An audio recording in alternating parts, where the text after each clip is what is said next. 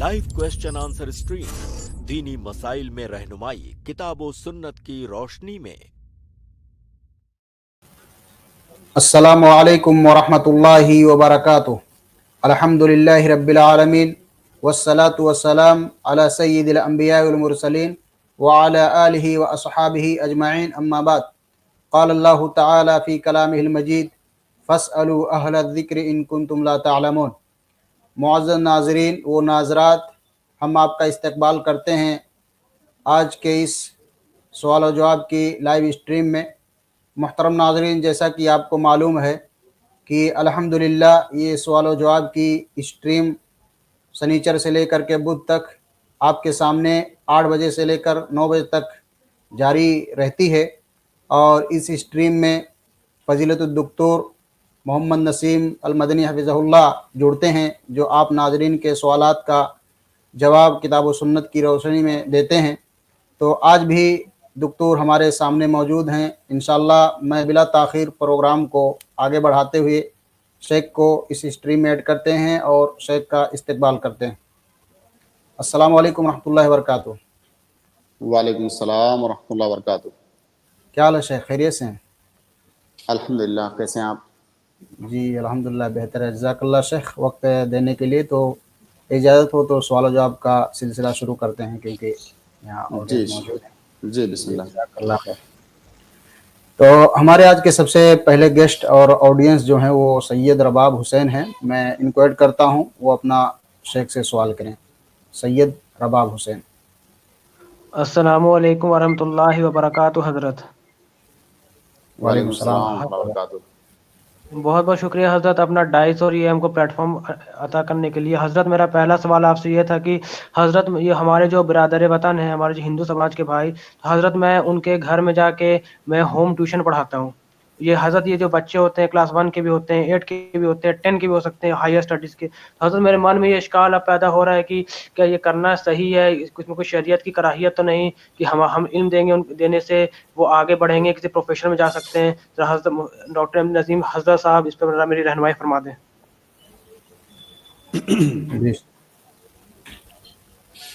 बिस्मिल्लाहिर्रहमानिर्रहीम। अल्हम्दुलिल्लाहि रब्बिल आलमीन वस्सलातु वस्सलामु अला नबिय्यिना मुहम्मद व अला आलिहि व सहबिहि अजमईन अम्मा बाद। देखिए, हमारी शरीयत में इस बात की कोई ममानियत नहीं है कि हम दुनियावी मामलात के अंदर गैर मुस्लिमों के साथ हुस्न सलूक करें, उनके साथ अच्छा बर्ताव करें, यहाँ तक कि उनकी मदद करें। बल्कि अगर हम दुनियावी मामलात में उनकी मदद करते हैं तो इंशाअल्लाह ये भी अजर व सवाब का काम है, अगर वो दुनियावी मामला है, दीन से उसका ताल्लुक़ नहीं है। तो अब इसकी बुनियाद पर अगर आप किसी गैर मुस्लिम बच्चे को ट्यूशन देते हैं तो इसमें कोई कबाहत नहीं है। जाहिर है, आप ट्यूशन जब देने जाते होंगे तो आप उनको उनका दीन थोड़ी पढ़ाते होंगे। आप असरी उलूम पढ़ाते होंगे, मैथ, साइंस और जो दुनिया भर के उलूम हैं असरी, आप वो पढ़ाते होंगे। तो इसमें इंशाअल्लाह कोई हरज की बात नहीं है। देखिए, कुरान करीम में अल्लाह ताला फरमाता है कि ला यन्हाकुमुल्लाहु अनिल लदीना लम युकातिलूकुम फिद्दीन वलम युखरिजुकुम मिन दियारिकुम अन तबर्रुहुम व तुक़सितू इलैहिम। गैर मुस्लिमों के साथ हुस्न सलूक करना, उनके साथ अदल व इंसाफ करना, उनकी मदद करना, उनके साथ बिर और एहसान करना, ये हमारी शरीयत में मना नहीं है।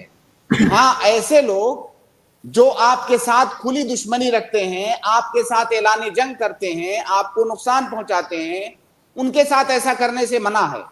लेकिन आम लोग जो हैं, जो अमन व शांति के साथ आपके साथ रहते हैं, उनकी मदद करना, उनके साथ एहसान करना, ये कोई ऐब की बात नहीं है। हमारी शरीयत में इसकी ममानियत नहीं है। बल्कि अल्लाह के नबी सल्लल्लाहु अलैहि वसल्लम की एक हदीस है कि वफी कुल्ल कब्दिन रत्बिन सदका, हर जानदार के अंदर सदका है। इसका मतलब यह है कि कोई भी जानदार जो इस कायनात के अंदर है, अगर आप उसके साथ अच्छा सलूक करते हैं तो ये सदका है। तो गैर मुस्लिमों को ट्यूशन पढ़ाना ये बिल्कुल जायज है। इसका ताल्लुक दीन से, उनके दीन से नहीं है, तो उनके साथ एहसान किया जा सकता है। अलबत्ता एक चीज जिसका हमें ध्यान रखना है कि जहां पर हमने या हमारी शरीयत ने इस बात की खुली इजाजत दी कि आप गैर मुस्लिमों के साथ अच्छा सलूक करें, वहीं पर हमारी शरीयत के कुछ कवानीन हैं پردے وغیرہ سے متعلق. جیسے مان لیجئے کوئی خاتون ہے جس کو ہم ٹیوشن پڑھانا چاہتے ہیں. اب وہ خاتون چاہے غیر مسلم ہو یا مسلم ہو, ہماری شریعت کے اندر پردہ ہے. یہ ایسا نہیں ہے کہ اس کا تعلق صرف غیر مسلموں سے ہے, اس کا تعلق مسلمان خاتون سے بھی ہے. تو اگر کوئی لیڈی ہے, کوئی لڑکی ہے, وہ پردے کی عمر کو پہنچ گئی ہے, تو پھر پردے کی رعایت کرنا یہ ضروری ہے. جو ہے مکمل پردے کے ساتھ آپ جو ہے پڑھا سکتے ہیں, اس میں انشاءاللہ کوئی حرج کی بات نہیں ہے. باقی اگر لڑکے ہیں تب تو کوئی مسئلہ نہیں ہے. جی بھائی, شکریہ امید حضرت. آپ کو جواب مل گیا ہوگا.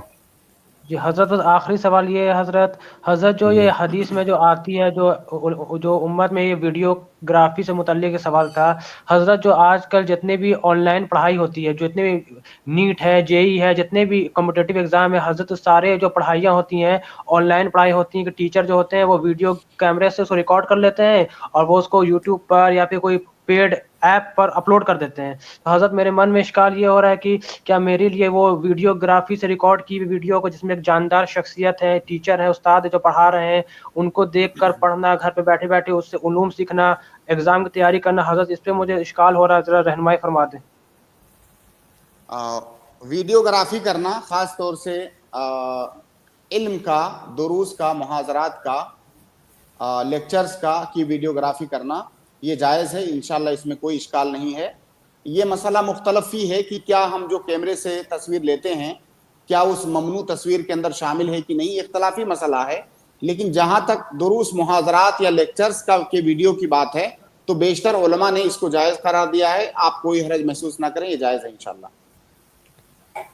جی جزاک اللہ. انشاءاللہ میں اگلے گیسٹ کو ایڈ کرتا ہوں. ہمارے اگلے گیسٹ ہیں شاہ رخ شیخ. جی شاہ رخ بھائی. السلام علیکم ورحمۃ اللہ وبرکاتہ. شیخ آواز آ رہی ہے میری؟ وعلیکم السلام ورحمۃ اللہ وبرکاتہ. جی آواز آ رہی ہے آپ کی, سوال کریں. شیخ میرا سوال یہ تھا کہ جیسے شیخ سپورٹس یا کھیل کود جو کھیلا جاتا ہے, اور مطلب جیسے کرکٹ, فٹ بال ہو گیا, یا اور ایک باکسنگ کر کے بھی ہوتا ہے اور MMA ہوتا ہے شیخ, تو مار دھاڑ والا ہوتا ہے. تو شیخ یہ سب سپورٹس کھیلنا کودنا مطلب ایک کھیلنا کیسا ہے, اور اس سے اگر کھیلا جا رہا ہے اور کمائی آ رہی ہے, اس کمائی کیا حلال ہوتی ہے؟ اور شیخ جو دیکھنا ہوتا ہے جو ٹی وی پہ آتی ہے, تو ویسا دیکھ کر ٹائم ضائع جو ہوتا ہے ویسا کیسا جائز ہے؟ جزاکم اللہ خیرن. دیکھیے, کوئی بھی کھیل اس وقت تک جائز ہے جب تک اس کھیل سے نہ منع کیا گیا ہو یا اس کھیل کے اندر کوئی ایسی چیز نہ شامل ہو جو کہ شریعت میں حرام ہے. کیونکہ کئی سارے کھیل سے تو سرے سے منع کیا گیا ہے, جیسے شطرنج ہوا, شطرنج جیسے اور کئی سارے کھیل ہوتے ہیں ان سے منع کیا گیا ہے.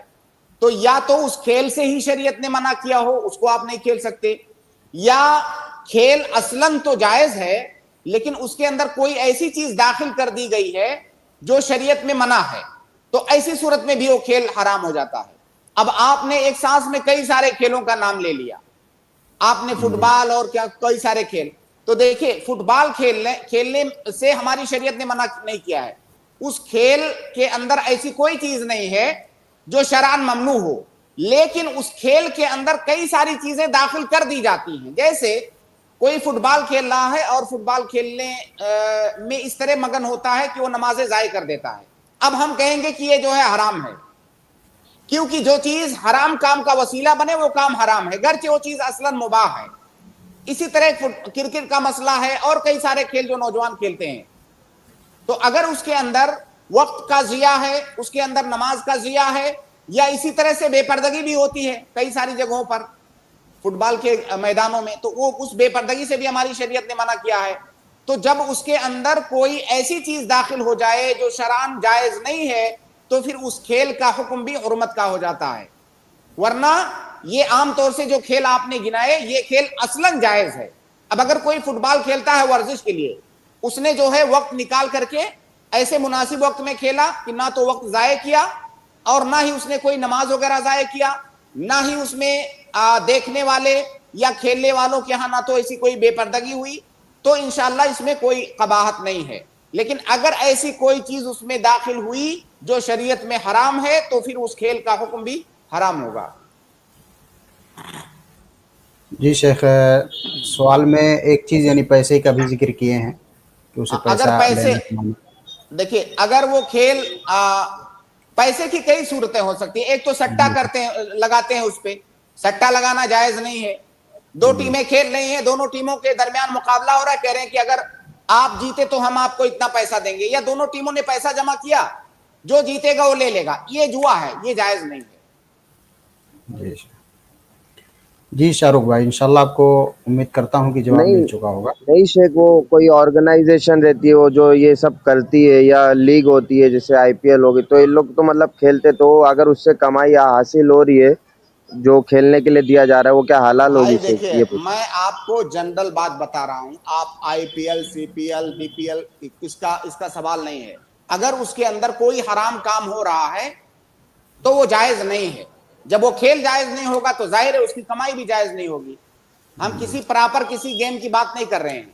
وہ تمام گیم جو اصلاً جائز ہیں لیکن اس کے اندر اگر حرام چیزیں داخل ہو جائیں تو وہ جائز نہیں ہے. تو جب وہ کھیل جائز نہیں ہوگا تو اس کی کمائی بھی جائز نہیں ہوگی. جی شیخ وہ باکسنگ بھی، چہرے پہ مارنے والا بھی. ہاں اب اس کے اندر، ہاں باکسنگ کے اندر خرابی یہ ہے کہ اس کے اندر جو ہے تشدد ہے. ہماری شریعت میں کسی کو نقصان پہنچانا، تشدد کرنا یہ جائز نہیں ہے. نہ تو اپنے آپ کو نقصان پہنچا سکتے ہیں نہ کسی اور کو. لا ضرر ولا ضرار ولا تلقوا بأيديكم الى التهلكة ولا تقتلوا انفسكم. یہ سارے ادلہ کی بنیاد پر ہماری شریعت میں اپنے آپ کو نقصان پہنچانا یا دوسرے کو نقصان پہنچانا، تشدد کی تعلیم دینا، یہ جائز نہیں ہے. لہٰذا وہ جو ہے کیا بولتے ہیں باکسنگ کو، ڈبلو ڈبلو جی ڈبلو، جی تو وہ جائز نہیں، وہ درست نہیں ہے. جی شیخ جزاک اور ایک اللہ. چھوٹا سوال پوچھ سکتا ہوں شیخ شکیل؟ شاہ رخ بھائی ہمارے سامنے بہت یعنی آڈینس موجود ہیں، ایک سوال اگر کریں تو زیادہ بہتر ہے. اور میں دیکھتا ہوں الحمدللہ آپ ہر اسٹریم میں شرکت کر رہے ہیں تو بہت اچھی بات ہے. انشاءاللہ ٹھیک ہے اگلی ٹھیک ہے اسٹارٹ ٹھیک ہے شیخ، ٹھیک ہے شیخ، میں نیکسٹ ٹائم میں آتا ہوں انشاءاللہ. انشاءاللہ. ہمارے اگلے گیسٹ ہیں پرویز خان، ان کو میں ایڈ کرتا ہوں، انشاءاللہ اپنا سوال کریں گے.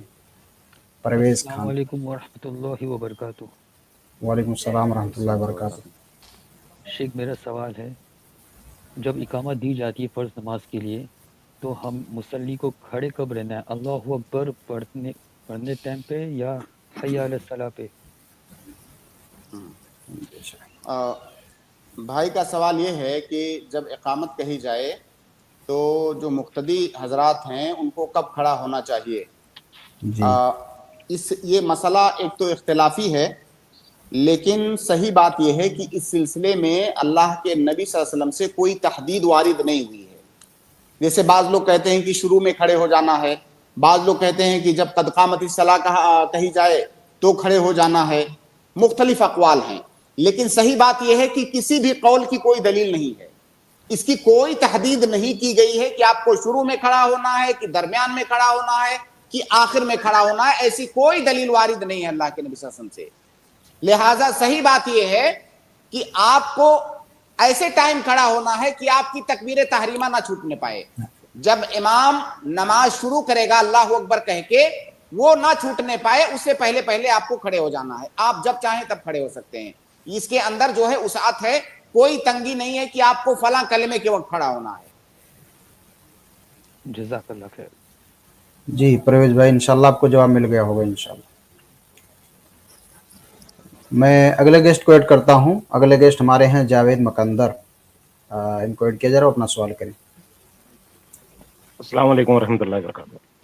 وعلیکم السلام ورحمۃ اللہ وبرکاتہ. شیخ صاحب میرا نماز کے متعلق سوال تھا کہ نماز میں جب کبھی کبھار ایسا ہوتا ہے کہ سورہ فاتحہ میں نے پڑھی یا نہ پڑھی، کنفیوز ہو کے آگے کا سورہ ہم پڑھ لیتے ہیں، پھر بعد میں ڈاؤٹ ہوتا ہے. ڈاؤٹ ہونے کے بعد پھر ہم واپس کیسا کریں گے؟ اس ٹائم کیا سورہ فاتحہ پڑھ کے پھر سورہ پڑھیں گے، کیا کریں گے؟ دیکھیے ڈاؤٹ دو طرح کا ہوتا ہے. ایک تو کچھ لوگ ایسے ہوتے ہیں نا کہ ان کو ڈاؤٹ ہوتا رہتا ہے ہمیشہ، وسوسے جیسی شکایت ہوتی ہے ان کو. اگر کوئی ایسا انسان ہے وسوسے جیسی شکایت ہے تو اس وسوسے پر دھیان نہ دے، وہ یہی مان کے چلے کہ میں نے سورہ فاتحہ پڑھ لیا ہے. ٹھیک ہے.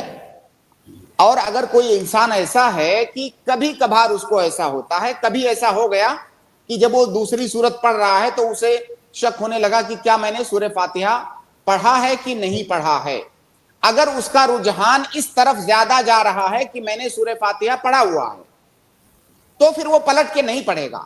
لیکن اگر اس کا رجحان اس جانب جا رہا ہے کہ نہیں میں نے شاید نہیں پڑھا ہے تو پھر پلٹ کے وہ سورہ فاتحہ پڑھ لے, اس کے بعد کوئی سورت پڑھ لے.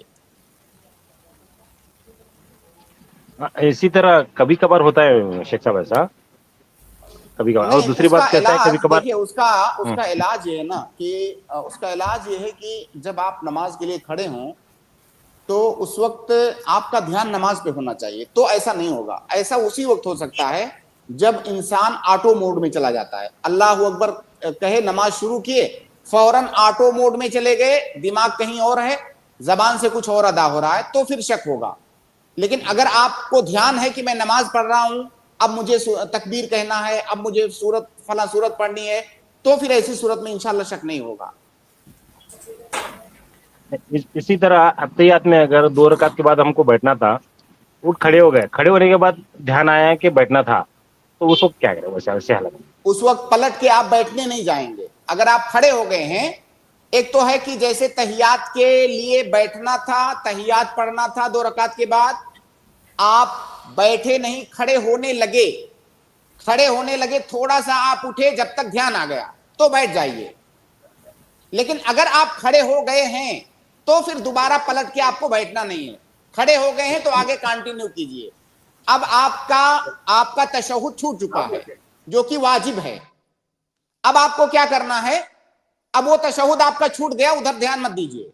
اب آپ اگلی جو 2 رکعتیں یا 1 رکعت بچی ہوئی ہے اس کو کمپلیٹ کیجئے نماز کو, اور جب نماز آپ کی کمپلیٹ ہو جائے, آپ کو سلام پھیرنے کا ٹائم آئے, اس وقت آپ 2 سجدے سہو کر لیجئے پہلے, اس کے بعد آپ سلام پھیریے.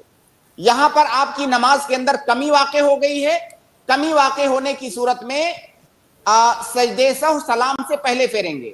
یہ واقعہ اللہ کے نبی صلی اللہ علیہ وسلم کے ساتھ بھی ہوا تھا. جو سوال آپ نے کیا کہ 4 رکعت والی نماز میں اللہ کے نبی صلی اللہ علیہ وسلم 2 رکعت پڑھ کر کے کھڑے ہو گئے, تشہد نہیں کیا, آپ بھول گئے, تو آپ نے سجدے سہو کیا سلام پھیرنے سے پہلے. جی بھائی شیخ, اور ایک سوال ہے چھوٹا سا, پوچھ سکتا ہوں؟ معذرت کے ساتھ, کیونکہ بہت دن کے زیادہ بعد لوگ کو چاہتا ہوں کہ چھوٹا وقت مل جائے انشاءاللہ. سا قبرستان کے متعلق تھا. جی کل نہیں انشاءاللہ. ہاں ٹھیک ہے, شکریہ جی. کیا شیخ کیسا ہے یہاں پر ہمارے علاقے میں, کیا ہے جمعہ کے دن لوگ قبرستان جاتے ہیں, ہم بھی جاتے ہیں, تو کیا وہاں جا کر قرآن وغیرہ پڑھ سکتے ہیں, سورہ وغیرہ ایسا, ان کے لیے مغفرت کی دعا وغیرہ کر سکتے ہیں؟ پہلی بات تو یہ کہ جمعہ کے دن کیوں جاتے ہیں یہ بتائیے. کیسے رہتا ہے شیخ, جمعہ کے دن نماز کے لیے مطلب کاروبار سب بند رہتا ہے, تو اس دن ٹائم رہتا ہے, کبھی کبھار چھوڑ بھی دیتے ہیں ہم تاکہ یہ بدعت نہ ہو جائے, بلکہ کبھی کبھار جان بوجھ کے چھوڑ بھی دیتے ہیں. بالکل میں یہی پوچھنا چاہ رہا تھا. آپ ہفتے میں یا مہینے میں یا سال میں کوئی دن خاص کرنا قبرستان کی زیارت کے لیے یہ جائز نہیں ہے. اگر بغیر تخصیص کے آپ کسی دن جاتے ہیں, اس نیت سے نہیں کہ میں جمعہ کے دن جا رہا ہوں یا جمعہ کا دن کوئی خاص دن ہے اس لیے جا رہا ہوں, تب کوئی حرج نہیں ہے. تو تخصیص کر کے جانا یہ جائز نہیں ہے, بدعت ہے. اور آپ قبرستان جائیں تو اللہ کے نبی صلی اللہ علیہ وسلم نے اس کے آداب بتائے ہیں. قبرستان میں داخل ہو کر کے آپ کو سلام کہنا ہے, جیسے آپ سلام کرتے ہیں السلام علیکم, یا اللہ کے نبی صلی اللہ علیہ وسلم نے جو صیغہ بتایا ہے اس صیغے کے ساتھ بھی آپ پڑھ سکتے ہیں کہ السلام علیکم اہل الدیار من المؤمنین والمسلمین وَإِنَّا إِن شَاءَ اللَّهُ بِكُمْ لَلَاحِقُونَ. مختلف الفاظ میں جو ہے یہ دعا وارد ہے. اگر یہ اتنا آپ کو نہیں آ رہا ہے تو السلام علیکم ورحمۃ اللہ وبرکاتہ کہیے. اس کے بعد وہاں پہ آپ دعا کیجئے. کس کے لیے دعا کیجئے؟ آپ وہاں پہ جو لوگ مدفون ہیں آپ ان کے لیے اللہ تعالیٰ سے مغفرت کی دعا کیجئے, ان کے درجات کی بلندی کی دعا کیجئے, قبر کے عذاب سے نجات کی دعا کیجئے, ان کے لیے آپ دعا کیجئے. یہ اللہ کے نبی صلی اللہ علیہ وسلم کی سنت ہے. تو قبرستان میں جا کر کے اس لیے جانا کہ وہاں اپنے لیے دعا کرنے جا رہے ہیں, یا وہاں پر قرآن پڑھنا جا کر کے قرآن کی کوئی سورت پڑھنا, یہ ساری چیزیں بدعت ہیں. قبرستان میں جانے کا مقصد मैयत के लिए दुआ करना और अपने लिए नसीहत हासिल करना। अल्लाह के नबी सल्लल्लाहु अलैहि वसल्लम ने क्या कहा, इन्नी नहैतुकुम अन ज़ियारतिल क़ुबूर अला फ़ज़ूरूहा फ़इन्नहा तुज़क्किरुकुम अल आखिरा, कि पहले मैंने कब्रों की ज़ियारत से मना किया था, अब ज़ियारत करो, क्योंकि ज़ियारत करोगे तो उससे आखिरत की याद आएगी। जब आप कब्र को देखेंगे तो जाहिर है आप अपने बारे में याद करेंगे कि हमें भी एक दिन मरना है और यहाँ पे आना है। और इंसान को जब मौत की और आखिरत की याद आती है तो वो अल्लाह से करीब होता है, नेकियों से करीब होता है। क्योंकि जब इंसान को अपने अंजाम का पता है कि ये दुनिया कितनी भी लंबी हो जाए, जिंदगी कितनी भी लंबी हो जाए, आखिर में एक दिन हमें भी मर के यहीं आना है, तो फिर वो नेकियों की तरफ माइल होगा, अल्लाह से डरेगा। तो ये मकसद है कब्रिस्तान में जाने का। तो वहां जाकर के ना तो आप कुरान पढ़ेंगे, ना कोई कुरान की खास सूरत पढ़ेंगे, और ना ही वहां पर आप अपने लिए दुआ करने जा रहे हैं, आप वहां मैयत के लिए दुआ करने जा रहे हैं। अगर उन दुआओं के अंदर कोई ऐसा सेगा आता है जिसमें ज़िम्नन आपका भी जिक्र आता है तो कोई हरज नहीं है। जैसे कि अभी मैंने आप जो शुरू में दुआ बताई, उस दुआ के अंदर नसअलुल्लाह लना व लकुम अल आफिया, उसमें अपने और मैयत दोनों के लिए दुआ है। लेकिन अपने लिए जो दुआ है वो दुआ ज़िम्नन है, वो असलन नहीं है। लिहाजा असलन वहां पे आपको मदफूनीन जो है वहां उनके लिए दुआ करने जाना है, ना कि अपने लिए। जज़ाकुमुल्लाह जी खैर।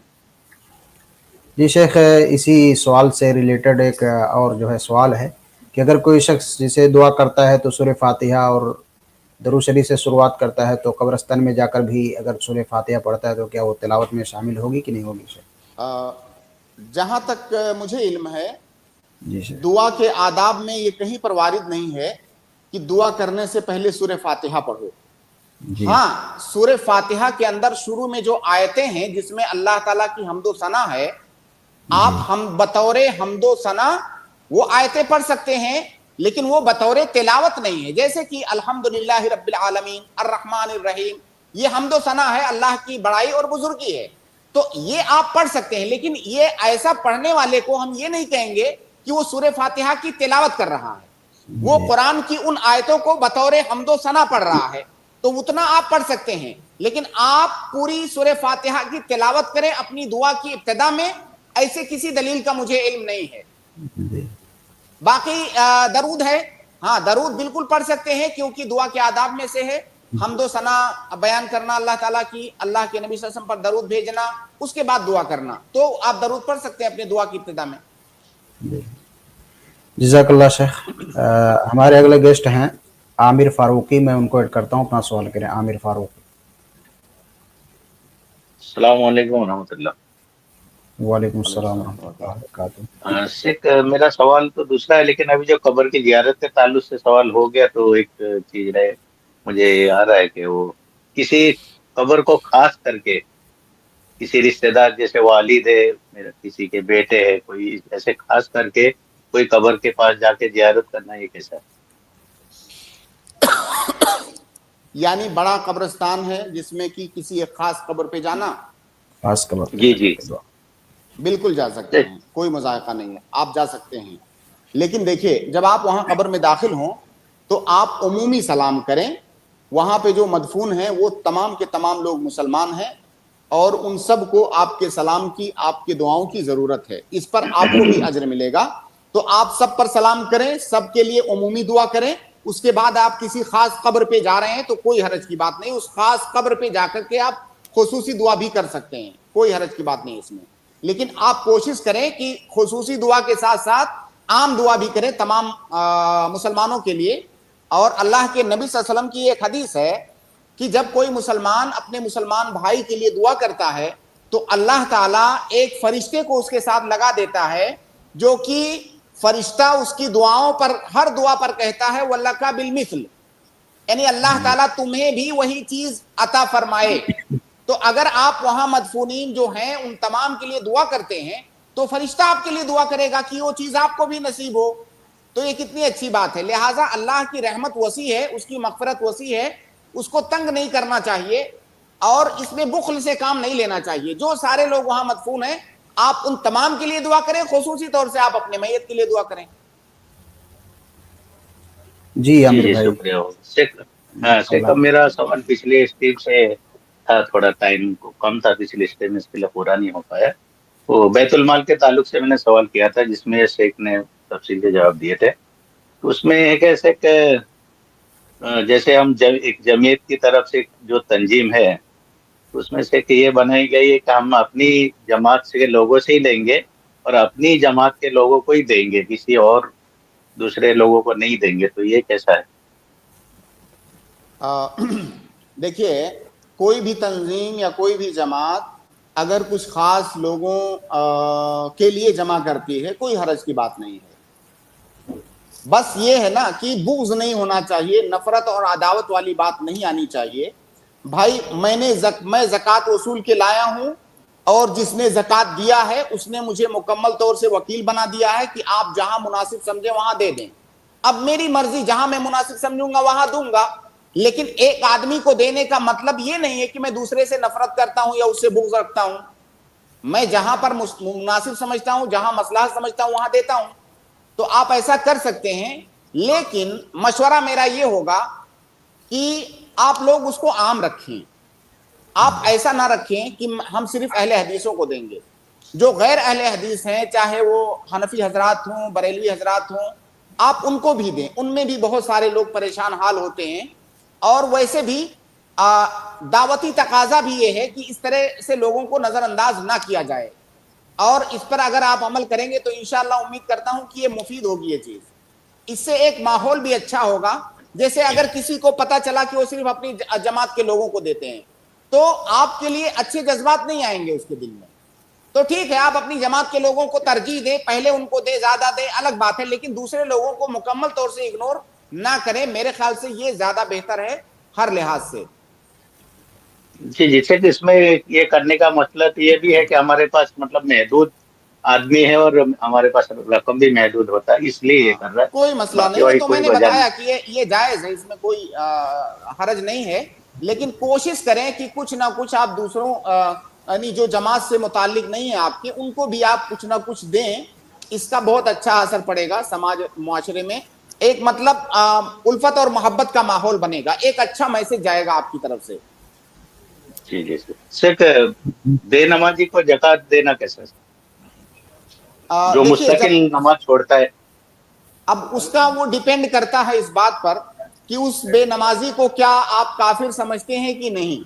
जब तक आप उसे मुसलमान समझते हैं तब तक उसको ज़कात देना जायज है, कोई शक नहीं। जब तक वो मुसलमान है तब तक मुसलमानों वाले तमाम सलूक उसके साथ किया जाएगा। अब ये इख्तलाफी मसला है कि तारिक सलात काफिर है कि नहीं, उस मसले में आप दाखिल मत हो। लेकिन बेहतर ये है कि जो आदमी मुत्तकी है, परहेजगार है, नेक है, मुत्तबे सुन्नत है, पहले आप उसको दें। एक आदमी बेनमाजी है, नहीं पढ़ता है, ठीक है, हम तुम्हें मुसलमान तो समझते हैं, थोड़ी देर के लिए हम मानते हैं कि तुम मुसलमान हो, लेकिन एक दूसरा आदमी जो नेक परहेजगार है वो तुमसे अच्छा है, हम पहले उसको देंगे। ठीक है, सही है। ठीक है, बस इसी से रिलेटेड आखिरी सवाल है कि जी ये जो बैतुल माल में जो रकम होता है, इसमें से किसी को कर्ज हसाना के तौर पर दिया जा सकता है? ये ज़कात की रकम होती है? जी, ज़कात की रकम। बिल्कुल भी नहीं दे सकते, कतअन नहीं दे सकते। किसी भी सूरत में किसी को उससे कर्ज नहीं दे सकते। देखिए, एक उसूल याद रखें कि कर्ज में कर्ज देने वाला उस माल का मालिक होना चाहिए। मान लीजिए, फर्ज कीजिए कि आपने अपना कोई माल मेरे पास बतौर अमानत रखा। अब क्या मैं उस माल का मालिक हूं जो आपने अमानत के तौर पर मेरे पास रखा है? मैं मालिक नहीं हूं। अब अगर मैं चाहूं कि इस माल को मैं किसी को कर्ज दे दूं, तो क्या मेरे लिए जायज होगा? नहीं जायज होगा। कर्ज देने वाला उस माल का मालिक होना चाहिए। जिस माल के आप मालिक हैं ही नहीं, उसे कर्ज में कैसे दे सकते हैं? एक बात ये। दूसरी बात ये कि वो माल रोक के नहीं रखना है आपको। माल जैसे ही आया मुस्तहिकीन को फौरन पहुंचाना है। जबकि आप कर्ज दोगे तो कर्ज देने का मतलब तो ये है 15 दिन, 20 दिन, 1 महीना, 2 महीना, 4 महीने के लिए आप कर्ज दोगे। इसका लाजमी नतीजा ये है कि माल को रोक के रखना पड़ेगा। तो बहरहाल उसके अंदर कोई भी तसर्रुफ नहीं कर सकते, कर्ज देना तो दूर की बात है। ठीक है, जी शुक्रिया आमिर शेख। भाई, अगर शेख मैं बैक स्टेज में रहूं, अगर वक्त تو مجھے یاد کیجیے گا انشاءاللہ. جزاک کیا اللہ. ابھی کر لوں سوال؟ جی انشاءاللہ. محترم ناظرین، میں آپ لوگوں سے ایک گزارش کروں گا، درخواست کروں گا کہ اگر آپ کے پاس کئی سوالات ہوں تو جو سب سے اہم سوال آپ کے نزدیک ہو اسی کو رکھیں، اور آپ خود اپنے بھائیوں کا خیال کریں کہ ان کو بھی موقع مل سکے تاکہ وہ بھی شیخ محترم سے اپنے سوال کر سکیں. میں اگلے گیسٹ کو ایڈ کرتا ہوں. اگلے گیسٹ ہمارے ہیں انصاری، وہ اپنا سوال کریں. السلام علیکم ورحمۃ اللہ وبرکاتہ. شیخ وعلیکم السلام ورحمۃ اللہ وبرکاتہ. خیریت سے شیخ؟ جی الحمدللہ. آج شیخ ارشد نہیں آئے، طبیعت ٹھیک ہے ان کی نہیں؟ جی تھوڑے ٹھیک ہو مشغول ہیں گئے. وہ. جی شیخ میرا سوال یہ تھا، آواز آ رہی ہے شیخ ٹھیک؟ جی آواز آ رہی ہے ابھی. جی شیخ میرا سوال یہ تھا، جس طرح سے اللہ کے نبی نے فرمایا کہ جب اللہ سے دعا کرو تو پہلے اللہ کی تعریف بیان کرو، اس کے بعد مجھ پر درود بھیجو، اس کے بعد اللہ سے اپنے لیے دعا مانگو. تو شیخ کیا اسی طرح سجدے میں جب ہم دعا اللہ سے کریں گے تو کیا سجدے کی حالت میں بھی اسی طرح کریں گے ہم؟ کیا اس میں پوری الحمدللہ رب العالمین پوری سورت پڑھنی ہے ہمیں اس میں؟ نہیں دیکھیے، ایک دعا وہ ہوتی ہے جو مستقل طور سے دعا ہی ہے. جیسے آپ ابھی بیٹھے ہوئے ہیں، آپ چاہتے ہیں کہ آپ دعا کریں اللہ تعالیٰ سے، یہ مستقل صرف دعا ہے. اور ایک دعا وہ ہوتی ہے جو مستقل دعا نہیں ہوتی ہے، دعا اس کے اندر ضمناً آتی ہے، جیسے کہ سجدے میں دعا کرنا. تو یہ جو دعا کے آداب بتائے گئے ہیں کہ حمد و صلات پڑھنا، اور بھی کئی سارے آداب ہیں، ہاتھ اٹھانا، قبلہ رخ ہونا، کوئی نیک عمل کرنا، بہت سارے آداب ہیں اس کے دعا کے. یہ جو آداب ہیں اس دعا کے لیے ہیں جو مستقل طور سے دعا ہے. سجدے میں جو ہم دعا کرتے ہیں یہ دعا ضمناً ہے، اصل سجدہ ہے. سجدے میں اللہ رب العالمین کی تسبیح ہم بیان کرتے ہیں، سبحان ربی الاعلیٰ، اور بھی مختلف دعا جو اذکار ہیں. تو سجدے میں اصل اللہ کی تسبیح بیان کرنا ہے، لیکن سجدے میں بندہ اللہ کے سب سے زیادہ قریب ہوتا ہے، اس لیے اللہ کے نبی صلی اللہ علیہ وسلم نے کہا کہ وہاں پر دعا بھی کرو. تو وہاں پر یہ جو دعا کے عام آداب بتائے گئے ہیں ان پر عمل کرنے کی ضرورت نہیں ہے. وہاں پر جو بھی آپ کی دعا ہے اللہ کی تسبیح بیان کرنے کے بعد وہ دعا آپ فوراً کریں. دوسری بات یہ کہ جب آپ نے سجدے میں اللہ کی تسبیح بیان کی، سبحان ربی الاعلیٰ کہا، سبوح قدوس رب الملائکۃ والروح، یا جو مختلف اذکار ہیں، تو اللہ کی تسبیح تو ہو گئی. یہ اللہ کی تسبیح بیان کرنا، یہ اللہ کی حمد و ثنا بیان کرنا یہ ہے. تو آپ نے تسبیح آلریڈی بیان کر دیا ہے. اسی طرح نماز، پوری نماز میں آپ اللہ کی تسبیح بیان کر کے آ رہے ہیں. پوری نماز آپ اللہ کی تسبیح اور حمد و ثنا بیان کر کے آ رہے ہیں. تو یہاں پر آپ ڈائریکٹ دعا مانگیں. جی انصاری بھائی انشاءاللہ آپ کو جواب مل گیا ہے.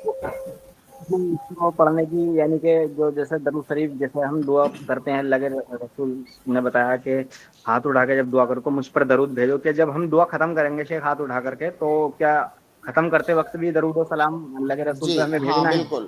جی بعض روایتوں میں اس کا بھی ذکر آیا ہے کہ آخر میں بھی اللہ کے نبی صلی اللہ علیہ وسلم پر درود بھیجنا ہے، اللہ تعالیٰ کی حمد و ثنا بیان کرنی ہے.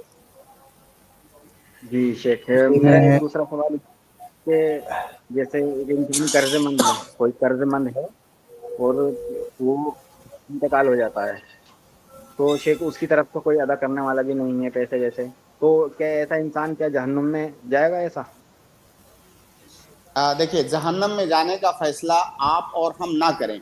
ہم ایک جنرل حکم پر بات کرتے ہیں کہ جنرل حکم کیا ہے. اللہ کے نبی صلی اللہ علیہ وسلم کی حدیث ہے کہ نفس المؤمن معلقۃ بدینہ. اگر کسی انسان پر قرض ہے تو اس کی نفس معلق ہوتی ہے. معلق ہونے کا مطلب یہ ہے کہ اس نے بہت سارے نیک اعمال کیے ہیں، لیکن وہ اس قرض کی وجہ سے معلق ہوتا ہے، اس کا معاملہ جنت میں جانے سے. یہ جنرل حکم ہے. اب باقی جس آدمی نے قرض لیا ہوا ہے، اللہ رب العالمین اگر چاہے تو اس کی جانب سے جو قرض دینے والا ہے اس کو نیکیاں دے دے اور اس آدمی کی مغفرت فرما دے. کوئی قرض دینے والا ہے جس نے قرض لینے والا ہے، قرض ادا کرنے کی نیت سے قرض لیا تھا، پوری زندگی کوشش کیا، نہیں ادا کر پایا.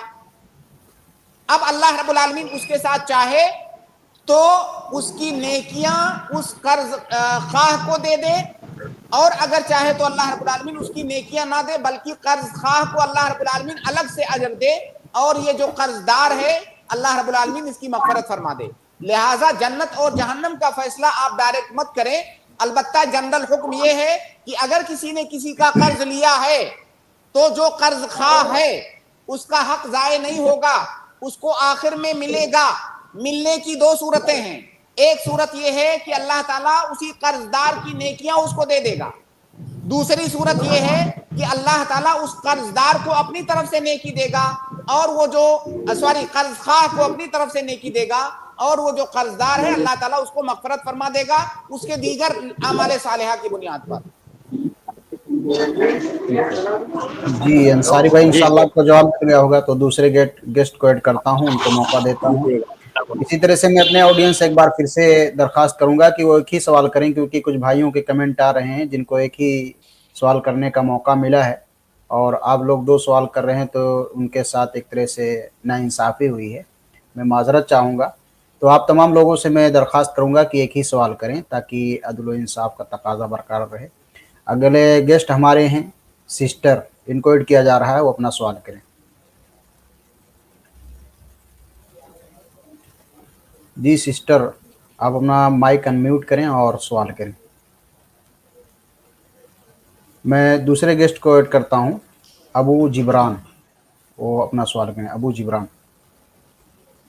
السلام علیکم ورحمۃ اللہ وبرکاتہ۔ وعلیکم السلام ورحمۃ اللہ وبرکاتہ۔ مسئلہ یہ ہے کہ میں مسجد کے لیے نکل چکا ہوں، مسجد کے دروازے پر ہوں، جی، اور اب باقاعدہ مقدمہ کرنا پڑے گا آپ لوگوں پر کہ بھائی 35 منٹ سے کم میں بیٹھا ہوں انتظار میں، اور ابھی تک نمبر پتہ نہیں کیوں میرے، جب میں آیا تھا تو صرف 5 لوگ تھے۔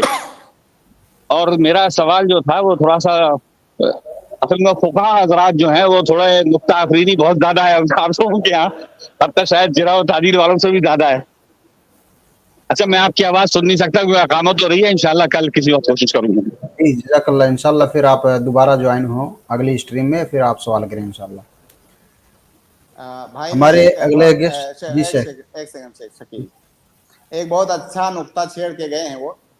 جی فقہا حضرات کے ہاں نقطہ آفرینی ہوتی ہے، بہت اچھی بات انہوں نے کہی ہے، اور یہ بات بالکل سچی بات ہے۔ ایک یہاں پر فائدے کی چیز، علمی بات بتاؤں میں آپ کو بھی اور جو ہمارے آڈینس ہیں، کہ دیکھیے شریعت کے جتنے بھی علوم ہیں، چاہے وہ قرآن ہو، علوم قرآن ہو، علوم تفسیر ہو، حدیث ہو، اصول حدیث ہو، اصول فقہ ہو، علم اللغہ ہو، یہ جو تمام علوم ہیں، ان تمام علوم کے حاصل کرنے کا آخری مقصد کیا ہے؟ مطلب ٹارگٹ اور آخری منزل کیا ہے؟ آخری جو منزل ہے وہ ہے فقہ فی الدین۔ آخری ظاہر ہے آپ قرآن کو پڑھتے ہیں، ایک تو قرآن کی تلاوت ہے، اس کا اجر آپ کو ملے گا۔ اب قرآن کو سمجھنے کا کیا مطلب ہوتا ہے کہ قرآن کو سمجھ کے پڑھو؟ ظاہر ہے قرآن کی آیتوں کے اندر جو احکام بیان کیے گئے ہیں ان احکام کو سمجھو تاکہ ان پر عمل کرو۔ حدیث آپ پڑھتے ہیں تو حدیث کے الفاظ جو ہیں، اگر کوئی آدمی حدیث کے الفاظ صرف پڑھتا رہے پوری زندگی، جرح و تعدیل پوری زندگی پڑھتا رہے، اس حدیث کے اندر اللہ کے نبی صلی اللہ علیہ وسلم نے کون سے احکام بتائے ہیں، اسی طرح سے حدیث کے اندر جو احکام ہوتے ہیں ظاہری اور منصوص احکام، وہ تو بہت تھوڑے سے ہوتے ہیں۔ جیسے حدیثوں کی تعداد، صحیح حدیثوں کی تعداد تقریباً 11,000 کے آس پاس ہے بغیر تکرار کے۔ اب ان 11,000 حدیثوں میں کتنے مسائل آ جائیں گے آپ بتائیے؟ اگر اس کو آپ لکھنا چاہیں تو ایک کتاب میں لکھ ڈالیں گے۔ تو جو منصوص احکام ہیں ان حدیثوں کے اندر ان کی تعداد محدود ہے۔ اب ظاہر ہے فقیہ کا کام ہوتا ہے کہ ان حدیثوں کے اندر، ان آیتوں کے اندر جو اصول بتائے گئے ہیں، ان اصول کی بنیاد پر دنیا کے اندر پیش آنے والے تمام مسائل کا حل وہ نکالے۔ اس کے لیے اس کو نقطہ آفرینی کرنی پڑے گی۔ تو اگر فقہا کی یہ نقطہ آفرینی نہ ہو تو آپ کو دن کے اندر اگر 100 مسئلے پیش آتے ہیں تو 10 مسئلوں کا حل بھی شاید نہ آپ کو ملے، کیونکہ ان حدیثوں کے اندر، ان آیتوں کے اندر اصول بتائے گئے ہوتے ہیں، اور ان اصولوں کو سمجھنا ہی ایک فقیہ کا کام ہوتا ہے تاکہ جو نئے مسائل ہیں ان اصولوں کی روشنی میں اس کو حل کیا جا سکے۔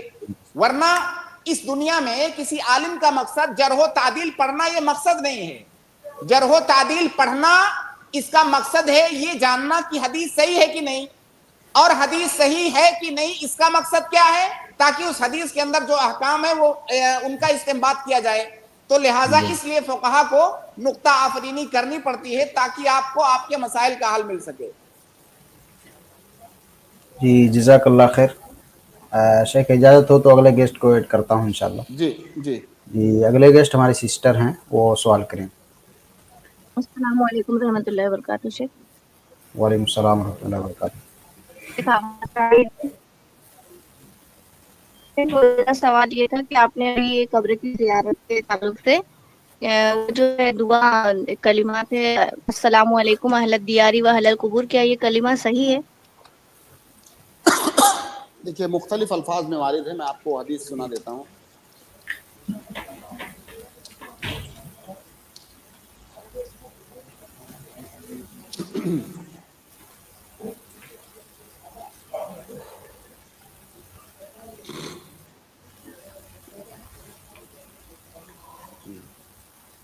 دیکھیے السلام علیکم اہل الدیار من المؤمنین والمسلمین وانا انشاء اللہ بکم للاحقون انتم لنا فرط ونحن لکم تبعون اسأل اللہ لنا ولکم العافیہ. مختلف کتابوں میں یہ حدیث موجود ہے جس میں کہ صحیح مسلم بھی ہے اور صحیح مسلم کے علاوہ دوسری کتابوں کے اندر بھی یہ حدیث ہے, اور یہ دوسری روایتوں میں دوسرے الفاظ میں بھی وارد ہے. تو بلا شبہ یہ الفاظ ثابت ہیں اللہ کے نبی صلی اللہ علیہ وسلم سے. میں نے پڑھے شیخ آپ کو بتائی وہ صحیح نہیں ہے جی اہل دیاری و اہل القبور کر کے. ابھی میں نے اہل الدیار پڑھا ہے. میں پوچھ رہی ہوں شیخ, مطلب کہ وہ صحیح نہیں ہے کہ یہ پوچھ رہے ہیں؟ نہیں, مجھے ابھی میں اس پر حکم نہیں لگا رہا ہوں. ظاہر ہے اس روایت کو کا حکم بھی دیکھنا ہوگا. جو میں نے جو الفاظ پڑھ کے آپ کو بتائے ہیں وہ صحیح ہے. ایک دوسرا سوال ہے پھر, جمعہ کے خطبے میں سورہ کاف کی کچھ خاص فضیلت ہے کیا؟ اکثر امام جمعہ کو کے دیکھا دن, جمعہ کے دن یا خطبے میں؟ جمعہ کے خطبے میں اللہ کے نبی صلی اللہ علیہ وسلم سورہ قاف پڑھتے تھے, اس کی فضیلت ہے. بعض روایتوں میں سورہ ملک کا بھی ذکر ہے, اس کی فضیلت ہے. سورہ کہف کے سلسلے میں جمعہ کے خطبے میں میرے علم میں نہیں ہے, واللہ اعلم. کاف نہیں شیخ, کاف ہی کہا ہے. قاف آپ نے کہا؟ اچھا میں سمجھا آپ نے, اچھا ہاں بالکل سورہ قاف ہے, میں نے کہف سنا, معاف کیجیے گا. سورہ قاف کی فضیلت ہے اللہ کے, بلکہ ایک صحابیہ کا کہنا ہے کہ اللہ کے نبی صلی اللہ علیہ وسلم کثرت سے پڑھتے تھے سورہ قاف, یہاں تک کہ ان کو سنتے سنتے مجھے سورہ قاف یاد ہو گئی. تو ظاہر ہے جب بہت زیادہ پڑھیں گے تبھی سنتے سنتے یاد ہوگی. تو اللہ کے نبی صلی اللہ علیہ وسلم پڑھتے تھے. بس یہاں پر ایک اہم بات چونکہ آپ نے چھیڑ دیا مسئلہ, وہ یہ کہ جیسے بہت سارے خطیبوں کو آپ دیکھتے ہوں گے کہ سورہ قاف کی تلاوت وہ نہیں کرتے ہیں, اور بہت سارے خطیب ایسے ہوتے ہیں جو سورہ قاف کی تلاوت آدھی کرتے ہیں, ایک رکوع آدھی چھوڑ دیتے ہیں. تو پہلی بات تو یہ کہ اگر سورہ قاف کی تلاوت آپ کر رہے ہیں تو پوری کیجئے, تب آپ کو سنت ملے گی. دوسری بات یہ کہ جو لوگ نہیں کرتے ہیں اس کی وجہ یہ ہے کہ سورہ قاف اگر مکمل آپ پڑھنے جائیں تو آپ کا خطبہ بہت زیادہ لمبا ہو جائے گا. آپ کو ظاہر ہے سورہ قاف کے ذریعے سے صرف آپ ہندوستان کی عوام کو واعظ و نصیحت نہیں کر سکتے, وہ سورہ قاف کو نہیں سمجھتے ہیں. آپ کو خطبے کے اندر واعظ و نصیحت بھی کرنی ہے, اس لیے بہت سارے خطبہ سورہ قاف کو نہیں پڑھتے ہیں, وہ دوسرے واعظ و نصیحت اپنی زبان میں کرتے ہیں. اللہ کے نبی صلی اللہ علیہ وسلم کے زمانے میں کیا مسئلہ تھا کہ سارے صحابہ کرام قرآن کو سمجھ رہے ہیں, ان کی زبان میں ہے, تو سورہ قاف کے اندر ہی اتنی زیادہ واعظ و نصیحت ہے کہ وہ خطبے کے لیے کافی ہے.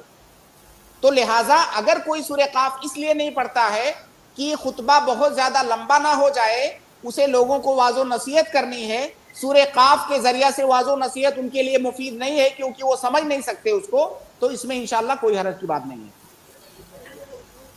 جی سسٹر انشاءاللہ آپ کو جواب مل گیا ہوگا, وہی ہے.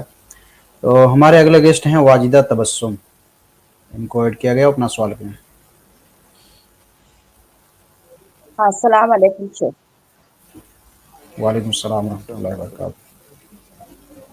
تو میرا زکوٰۃ کے بارے میں سوال ہے کہ جو زمین ہم نے زمین خریدے رہنے کے لیے और उस पर घर बनाएंगे 4-5 साल के बाद में, तो उसकी क्या ज़कात साल निकलेंगे हर साल? और अगर आपने जो अभी जमीन बेचे हमने, जी जी कर जो लीजिए कर लीजिए। जमीन हमने अभी बेचे उसको 11 महीने हुए, तो वो जमीन की भी ज़कात निकलेगी क्या? पहला सवाल इनका ये है शेख कि हमने जी एक ज़मीन ख़रीदा इस नीयत से घर कि हम बनाने। इस पे घर बनाएंगे, तो क्या उस जी ज़मीन की कीमत में ज़कात वाजिब है? उसमें ज़कात वाजिब नहीं है, क्योंकि उस ज़मीन को आपने अपने इस्तेमाल के लिए ख़रीदा, तिजारत के लिए नहीं ख़रीदा। अब वो घर चाहे आप 10 साल बाद भी बनाएं तो भी उस ज़मीन की कीमत पर कोई ज़कात वाजिब नहीं है। दूसरा सवाल इन्होंने किया कि अगर हमने कोई ज़मीन बेचा तो आगे क्या कहा आपने? वो 11 महीने में बेच दिए हमने वो जमीन, उस पे ज़कात वाजिब रहेंगी? देखिए, अगर आपने ज़मीन बेचा तो और वो ज़मीन आप अपने इस्तेमाल के लिए रखे हुए थे, लेकिन आपने आखिर में बेच दिया वो ज़मीन, नहीं, बेचने तो के लिए रखे थे। अच्छा, बेचने के लिए आप रखे हुए थे ज़मीन को, आपने ज़मीन को बेचने के लिए रखा हुआ था, 11 महीने पे आपने उस ज़मीन को बेचा, तो क्या अब उसमें ज़कात वाजिब है? यही सवाल है आपका? हाँ जी हाँ हाँ हाँ, नहीं, देखिए, उसमें ज़कात उस वक्त वाजिब है जब साल कंप्लीट हो जाए। ज़मीन को आपने बेचने के लिए रखा था, इसका मतलब तिजारत के लिए रखा था। अब जब आपने 11 महीने पे बेचा तो जाहिर है वो पैसे की शक्ल में आपके पास हो गया। अब 1 महीना और वेट कीजिए, जब 1 महीना और हो जाएगा, 12 महीना पूरा होगा, तो उसी पैसे से 2.5% निकाल देंगे। शुक्रिया शेख। हमारे अगले गेस्ट हैं इरफान, इनको ऐड किया जा रहा, अपना सवाल करें। इरफान भाई। अस्सलाम वालेकुम वरहमतुल्लाह। वालेकुम सलाम वरहमतुल्लाहि वबरकातुहू। शेख मेरा सवाल है कि क्या खुतबा जुमा में हम नात और नज़म पढ़ सकते हैं? खुतबा का जो जुमा है अगर 1 घंटे के लिए दिया जा रहा है उसमें नज़म और नात पहले पढ़ सकते हैं कि नहीं? मुनासिब ये है कि आप वाज़ो नसीहत कीजिए, मुनासिब ये है। मैं हराम या जायज़ की बात नहीं कर रहा हूँ, बिल्कुल भी नहीं, इसलिए ऐसा ना हो चूँकि ये मौजू इतना मुतनाज़ा बना दिया गया है। मैं हराम या नाजायज़ की भी बात नहीं कर रहा हूँ। मुनासिब ये है कि आप वाज़ो नसीहत कीजिए उस तरीके पर जिस तरीके पर अल्लाह के नबी सल्लल्लाहु अलैहि वसल्लम किया करते थे। आप ऐसा उसलूब इख्तियार कीजिए गुफ्तगू करने का, मौजू के एतबार से, मुखातब के एतबार से, जगह के एतबार से, अहवालो ज़ुरूफ के एतबार से, कि बात उनके दिल में उतर जाए। बाकी आप नज़म खानी से और जो है ये जो आपने कहा कि नात और हम्द पढ़ते हैं, इससे इज्तनाब कीजिए तो ज़्यादा बेहतर है। आप वाज़ो नसीहत कीजिए उनकी ज़बान में। जी शुक्रान शेख। एक तरन्नुम के अंदाज पर होता है, और दूसरा जो मसला कि सूरह गाशिया की जब आखिरी आयत यहाँ पर पढ़ते हैं जुमा के दिन, तो पीछे जो लोग होते हैं वो दुआ करते हैं अल्लाहुम्मा हासिबना हिसाबन यसीरा, क्या वो पढ़ सकते हैं या नमाज के ही? देखिए, ये बहुत इख्तलाफी मसला है, बाज़ लोगों ने इसको साबित माना है, लेकिन सही बात यह है कि ये साबित नहीं है। शुक्रान शेख, जज़ाक। जी जज़ाकल्लाह। हमारे अगले गेस्ट हैं दानिश, इनको ऐड किया गया, वो अपना सवाल करें। दानिश। अस्सलाम वालेकुम वरहमतुल्लाह। वालेकुम सलाम वरहमतुल्लाहि वबरकातुहू। जी शेख, मेरा सवाल था कि जैसे गैरुल्लाह के ऊपर कसम उठाना शिर्क असगर है, तो एक सुनन अबी दाऊद की एक हदीस है 3896, उसमें अल्लाह के नबी सल्लल्लाहु अलैहि वसल्लम ने अपने उम्र की कसम उठाई, तो ऐसा क्यों? वो पढ़ के सुनाइए मुझे थोड़ा। देखिए, मुझे मालूम है वो हदीस, लेकिन आपके सामने रहेगी तो ज्यादा बेहतर होगा। जी कौन सी किताब की बता रहे हैं? सुनन वो उसके अल्फाज हैं लामरी। जी शेख, वो हदीस निकालिए। 3896।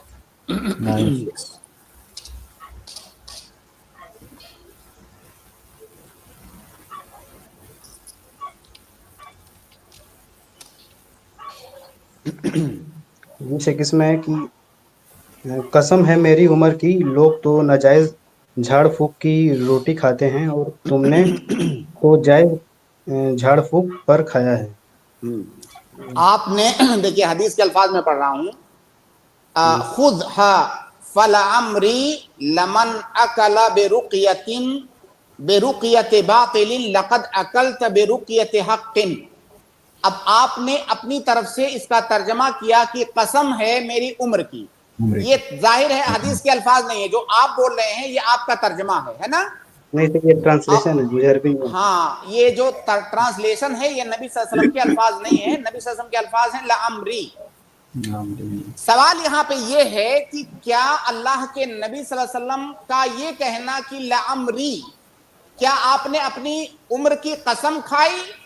सही बात ये है कि ये कसम का सेगा है ही नहीं। इसमें बहुत तफसील है, 4-5 तरह के अक़वाल हैं। ये कसम का सेगा नहीं है। कसम के सेगे जैसा आपको देखने में लग रहा है, लेकिन ये एक उसलूब है अरबों के यहाँ गुफ्तगू करने का। अल्लाह के नबी सल्लल्लाहु अलैहि वसल्लम गैरुल्लाह की कसम से मना कर रहे हैं, वो कसम कैसे खाएंगे गैरुल्लाह की? अल्लाह के नबी सल्लल्लाहु अलैहि वसल्लम की जात या अल्लाह के नबी सल्लल्लाहु अलैहि वसल्लम की उम्र, ये तो गैरुल्लाह है। तो अल्लाह के नबी सल्लल्लाहु अलैहि वसल्लम अगर गैरुल्लाह की कसम से मना कर रहे हैं तो कसम कैसे खाएंगे गैरुल्लाह की? तो सही बात यह है कि लअमरी ये कसम का सेगा नहीं है, ये अरबों के यहाँ बोलने का एक उसलूब है। जैसे आपके यहाँ बहुत सारी चीजें ऐसी होती हैं, तो ये कसम का सेगा नहीं है। जी सर, एक और पूछता हूँ सवाल। जी जी जी सर, जैसे नमाज के अंदर क्या हम अपनी भाषा में दुआ पढ़ सकते हैं, जैसे उर्दू हो गया? कहाँ पे? नमाज के किस हिस्से में? जैसे सजदे में या तशहुद में? हाँ, 2 जगह कहिए, जैसे नहीं, सिर्फ सजदा और तशहुद। आखिरी तशहुद और सजदा। तशहुद के अज़कार पढ़ने के बाद, सजदे के अज़कार पढ़ने के बाद आपको दुआ करने के लिए की तरगीब दी गई है। वहां पर आप अपनी जबान में भी दुआ कर सकते हैं, इंशाअल्लाह कोई हरज की बात नहीं। बेहतर यह है कि आप मासूर दुआएं पढ़िए, लेकिन बहुत सारे लोग हैं जिनको मासूर दुआएं नहीं मालूम है, या बहुत सारे लोग ऐसे हैं जिनकी हाजतें ऐसी हैं जो मासूर दुआओं के अंदर मज़कूर नहीं है, तो आपको अपनी हाजत आप अपनी जबान में मांग सकते हैं। जज़ाकल्लाह खैर सर। अस्सलाम वालेकुम। वालेकुम सलाम रहमतुल्लाह। जी, मैं अपने अगले गेस्ट को ऐड करता हूँ। अगले गेस्ट हैं ABC, वो अपना सवाल करें। अस्सलाम वालेकुम वरहमतुल्लाहि वबरकातुहू। वालेकुम शेख, हमारा सलाम। सवाल ये है कि काफिरों पर जब कोई कुदरती आफत आती है तो क्या वो अल्लाह का अजाब होता है? ये सवाल कल भी आया था और इसका जवाब मैंने कल दिया था, वहाँ पे भी आप सुन सकते हैं। सही बात यह है कि हमारा ये फैसला कर लेना कि अल्लाह का अजाब है, ये गलत है। आपको किसने बताया? ये कहना कि अल्लाह का अजाब है, जाहिर है इसका इल्म होना चाहिए। क्या अल्लाह ताला की तरफ से हमें कोई खबर आई है कि हमारा अजाब है? तो ये कहना मुनासिब नहीं है। इसमें कोई शक नहीं है कि जालिम पर जब कोई परेशानी आती है तो मजलूम खुश होता है, उसे खुश होने का हक भी है। इसका जिक्र जो है कुरान हदीस के अंदर भी मिलता है, सलफ के अक़वाल के अंदर भी मिलता है। लेकिन ये फैसला कर देना कि ये अजाब है, ये रवैया सही नहीं है, क्योंकि आप गोया कि हुक्म लगा रहे हैं अल्लाह ताला पर। जी, जज़ाकल्लाह। बारकल्लाह। जज़ाकल्लाह।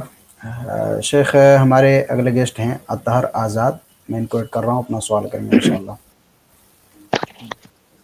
अस्सलाम वालेकुम। वालेकुम सलाम व बरकातहू। कहने का ये है कि बहुत देर से इंतजार कर रहे थे, कल से भी था, आज भी नंबर आया है। अब मेरा सवाल था कि हम ऑनलाइन क्लास जैसे परचेज किए हुए हैं, थोड़ा महंगा क्लास था, तो हम जैसे नमाज पढ़ते हैं 5 वक्त की, तो जमात के साथ नमाज पढ़ते हैं। मेरे घर से मस्जिद बगले में है, 1 मिनट की रास्ता है। समझिए कि ये छत पर से नजर भी आता है मस्जिद, अजान की भी आवाज़ भी आती है। तो 3 से 5 बजे क्लास चलता है, और उसी बीच असर का टाइम है 4 बजे जमात। क्या क्लास छोड़ के नमाज पढ़ने के लिए जा सकते हैं कि अब मगरिब का है, जमात का टाइम है 5:30 बजे, 5:30 बजे है मान के चलिए, तो क्या क्लास छोड़ के हम 5 तक चलता है, 3 से 5 क्या उसी वक्त हम 4 बजे नमाज पढ़ने जाए कि पूरा क्लास कंटिन्यू कर ले? लाइव क्लास चलता है, सर पढ़ाते हैं, उसमें हम लाइव चैटिंग भी बात भी कर सकते हैं सर से, जैसे सवाल कुछ हुआ, ऐसे रिकॉर्डिंग भी हो जाता है, बाद में रिकॉर्डिंग भी देख सकते हैं। क्या करना चाहिए? ये आखिरी बात आपने बहुत अहम बताई कि रिकॉर्डिंग भी हो जाता है। अगर वो रिकॉर्डिंग हो जाता है तो आप ऐसा कीजिए آپ جو ہے جا کر کے نماز پڑھ کے آئیے، اور آپ ڈیوریشن یاد رکھیے کہ کہاں پر کس منٹ پر میں وہاں سے اٹھا تھا کلاس سے اور کہاں پہ پھر میں آیا تھا، تو اس کو آپ بعد میں سن لیجئے. تو آپ ایسا کیجئے کہ آپ چھوڑ کے درمیان میں چلے جائیے. اگر کلاس جو ہے آمنے سامنے سے ہوتا، آف لائن ہوتا، تب تو شاید مشکل ہوتا آپ کے لیے اٹھ کر کے جانا، لیکن چونکہ آن لائن آپ کلاس کر رہے ہیں تو آپ کے لیے جانا آسان ہے. ریکارڈنگ ہو رہا ہے تو اس کو سننا بعد میں، اس کا استدراک کرنا بھی آسان ہے. تو آپ جا کر کے نماز پڑھ کے آئیے، پھر آپ سنیے، انشاءاللہ آپ کی پڑھائی میں اور بھی زیادہ برکت ہوگی اس سے انشاءاللہ. جزاک اللہ خیر. اچھا اسی میں ایک اور تھا، اذان ہوتا ہے تو کیا ہم کو پاز کر دینا چاہیے؟ لائیو کلاس چل رہا ہے، ویڈیو پاز کر دینا چاہیے؟ اصل تو یہ ہے کہ آپ کو اذان کا جواب دینا ہے نا، یہ سنت ہے اذان کا جواب دینا، اور اذان کو سننا بھی چاہیے، اس پر غور بھی کرنا چاہیے، اس کا جواب بھی دینا چاہیے. اب ظاہر ہے اگر کلاس ویڈیو چل رہی ہے تو آپ اذان سنو گے، اس کا جواب، ہاں لائیو، اگر اذان سنو گے اس کا جواب دو گے یا کیا کرو گے؟ دونوں میں سے کوئی ایک ہی آپ کر سکتے ہو. اگر آپ اذان کا جواب دے سکتے ہو سن کے تو کوئی حرج نہیں ہے، لیکن اگر آپ بند کر دو اور اس کو بعد میں آپ سن سکتے ہو تو یہ زیادہ بہتر ہے کہ اذان کے لیے آپ فارغ ہو جاؤ، تاکہ مکمل طور سے اہتمام کے ساتھ اذان سنو بھی، اس کا جواب بھی دو. جی ٹھیک ہے. جی اطہر بھائی، انشاءاللہ آپ کو جواب مل چکا ہوگا. تو شیخنا ایک بہت ہی مختصر سوال ہے اس اسٹریم کے تعلق سے، جو میرے ذہن میں آیا کہ اس سے بہت سارے آڈینس یہاں پر جڑتے ہیں اور وہ لوگ اپنا نام XYZ ABC یا کوئی شارٹ نام رہتا ہے، لیکن حالانکہ وہ کوئی نام نہیں ہوتا. تو کیا یہ مناسب ہے آڈینس کے لیے کہ اس طرح کے نام رکھ کر کے لکھ کر کے یہاں پر جوائننگ ہو؟ کیونکہ بڑی پریشانی ہوتی ہے کبھی کہ کچھ نام ایسے ہو جاتے ہیں کہ اس کو پڑھا نہیں جا سکتا، تو کچھ ان کے لیے نصیحت انشاءاللہ. دیکھیے شیخ، بہتر تو یہ ہوتا ہے نا کہ آدمی اپنے اصل نام کے ساتھ آئے. ہاں کبھی کبھی یہ مسئلہ تھوڑا پرسنل ہوتا ہے، جیسے کسی کو کوئی ایسا سوال کرنا ہے، وہ نہیں چاہتا ہے کہ اس کا نام سامنے آئے، تو ٹھیک ہے وہ کسی اور نام سے آئے، ورنہ زیادہ بہتر تو یہ ہوتا ہے کہ آدمی اپنے نام کے ساتھ آئے، جو آئیڈینٹی ہے اس کے ساتھ آئے، یہ زیادہ بہتر ہوتا ہے. بلکہ میں نے تو ایک دو بار یہ اقتراح بھی رکھا ہے کہ ہر آدمی سوال کرنے سے پہلے وہ بتا دے میں فلاں ہوں، میں فلاں علاقے سے بول رہا ہوں، کیونکہ جواب دینے والے کو اس میں آسانی ہوتی ہے. کئی سارے، تمام سوالات میں تو ایسا نہیں ہوتا ہے، لیکن کئی سارے سوالات ایسے ہوتے ہیں جن کے جواب میں علاقے کا اور ان ساری چیزوں کا بھی دخل ہو سکتا ہے. تو یہ مناسب ہوتا ہے کہ آدمی نام بتا کر کے اپنی جگہ بتائے، اگر مناسب ہو تو. جیسے کبھی اگر وہ نہیں مناسب سمجھتا ہے، کوئی ایسا مسئلہ ہے اس کے ساتھ، تب تو کوئی حرج کی بات نہیں ہے. تو زیادہ مناسب یہ ہے کہ آدمی اپنے اصل نام کے ساتھ آئے. ایک بات اور، کچھ لوگ عجیب و غریب قسم کا نام رکھتے ہیں، مطلب وہ نام کے اندر مطلب ایک طرح سے آپ کہہ سکتے ہو تو کراہت یا قبح جیسی چیز ہوتی ہے. تو ایسا نام نہیں رکھنا چاہیے ایک مسلمان کو. جی جزاک اللہ خیر. انشاءاللہ ہمارے آڈینس کو یہ بات سمجھ میں آ گئی ہوگی. تو شیخ محترم، ہماری آج کی اسٹریم ہی پر ختم ہوتی ہے کیونکہ وقت ہو چکا ہے اور سامنے نماز کا بھی وقت ہو گیا ہے. تو انشاءاللہ اگلی اسٹریم میں آپ سے ملاقات ہوگی، تب تک میں آپ سے اجازت چاہوں گا. والسلام علیکم ورحمۃ اللہ وبرکاتہ. وعلیکم السلام ورحمۃ اللہ وبرکاتہ. اسی طرح سے میں اپنے تمام آڈینس کا شکریہ ادا کرنا چاہوں گا جو آج کی اس اسٹریم میں ہمارے ساتھ بنے رہیں. امید کرتا ہوں کہ انشاءاللہ اسی طرح سے آپ برابر سوال و جواب کی جو اسٹریم چل رہی ہے اس میں شرکت درج فرمائیں گے.